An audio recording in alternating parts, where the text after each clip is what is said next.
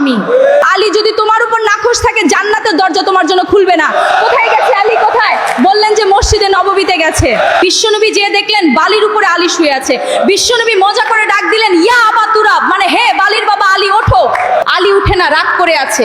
বিশ্বনবী এদিক দিয়ে তাকায়, আলী ওই দিকে তাকায়। বিশ্বনবী যে বলেন, আলী রাগ করো না, ওঠো, তুমি আমার চাচাতো ভাই, আমার ঘরেই তো তুমি মানুষ হয়েছো। ঘাপটি মেরে হাতটা ধরে টান দিলেন। এরপর আলী উঠতে বাধ্য হলেন, ঘরে নিয়ে আসলেন। নিয়ে এসে বিশ্বনবী খাটের মাঝখানে শুলেন, ডান দিকে শোয়ালেন আলীকে, বাম দিকে শোয়ালেন ফাতেমাকে। এবার আপনি চিন্তা করেন, বিশ্বনবী নিজের মেয়ে ফাতেমাকে বলেন, তুমি বিশ্বনবীর মেয়ে হতে পারো, কিন্তু আলী তোমার স্বামী।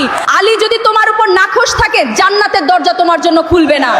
তাই আপনার স্বামীকে নাখোশ করে জান্নাতের দরজা বন্ধ করবেন না।